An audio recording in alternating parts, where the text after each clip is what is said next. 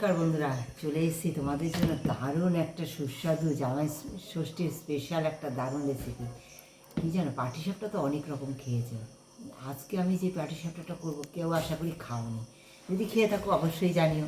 আর তার জন্য দেখো আমি নিয়েছি প্রথমে একটু গুঁড়ো দুধ, এই যে এই চামচের টিস্পুনের 1 টিস্পুন গুঁড়ো দুধ।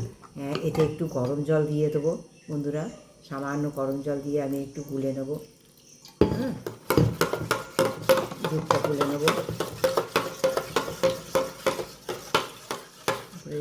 বন্ধুরা, একটা ডিম দেখো, এই যে আমি ফেটে নিয়েছি, এর সাদা 1 চামচ দেবো, সাদার অংশটা 1 চামচ। হ্যাঁ, এই সাদা অংশ থেকে 1 চামচ দিয়ে দিলাম, তার বেশি না, এই সাদা অংশটা জাস্ট। হ্যাঁ, আমের পাড়াটা পরে দিচ্ছি বন্ধুরা, প্রথমে দিয়ে দেবো। দেখো এই ডিমটা দুধটা একটু ফেটে নিলাম। হ্যাঁ, এবার দেখো দিয়ে দেবো মিষ্টি জিনিস, মানে একটুখানি লবণ দিতে হবে বন্ধুরা। একটু লবণ দিয়ে দিলাম প্রথমে, একটু সামান্য চিনি, বেশি চিনি দেবো না, অল্প চিনি দিলাম, অল্প সুজি দিয়ে দিলাম। এই চামচের 1 চামচ দিয়েছি সুজি। হ্যাঁ, আর 2 চামচ দিয়েছি চালের গুঁড়ো, 2 চামচ দিয়েছি চালের গুঁড়ো বন্ধুরা, আর 1 চামচ দিয়েছি ময়দা। হ্যাঁ, এই দিয়ে ব্যাটারটা সুন্দর করে গুলবো। তারপরে আমি কি দেই এর সঙ্গে, তোমরা আমার সঙ্গে থাকো, কেউ স্কিপ করে দেখো না। অনেক রকম তো খেয়েছো, কিন্তু একটা সিক্রেটও ব্যাপার আছে এতে, সেই সিক্রেটটাও আমার জানার জন্য আমার সঙ্গে থাকতে হবে। পাটিসাপটাটা পারফেক্ট হওয়ার জন্য কি সিক্রেট আছে এর সঙ্গে জড়িত, সেটা অবশ্যই আমার সঙ্গে থাকলে দেখতে পাবে। সুন্দর করে ব্যাটারটা আমি রেডি করবো বন্ধুরা।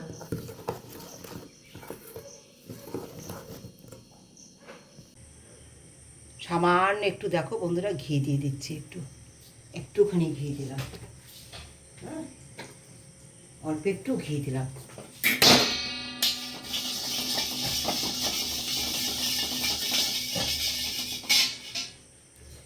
ঘিয়ের মধ্যে দেখো এই যে সুজিটা নিয়েছি, এই সুজিটা একটু এলাচ দিয়ে দিলাম, 2টো এলাচ ফাটিয়ে নিয়েছি, এলাচ 2টো দিয়ে দিলাম। মোবাইল ঠিক করে ধরিস, এলাচ 2টো। হ্যাঁ, সুজির মধ্যে এই যে চিনি, একটু সামান্য নুন দিলাম, 1 চিমটি চিনি দিয়ে দিলাম। হ্যাঁ, দিয়ে দেবো এই যে গুঁড়ো দুধ, জল। দেখো বন্ধুরা, একটু নেড়ে চেড়ে নিলাম, সুজিটা একটু নেড়ে চেড়ে নিলাম দুধ দিয়ে। দেখো সমস্ত কিছু দিয়ে একটু নেড়ে চেড়ে নিলাম। হ্যাঁ, এই ঘি দিয়ে একটুখানি নেড়ে চেড়ে নিলাম, নিয়ে এই জল দিয়ে দিলাম।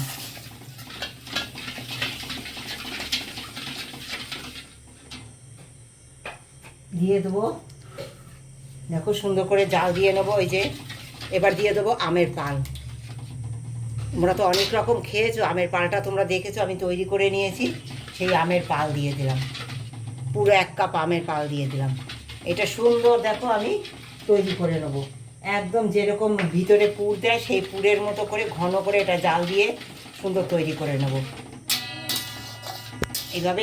দেখো বন্ধুরা, ব্যাটারের থিকনেসটা ঠিক এরকম দাঁড়িয়েছে।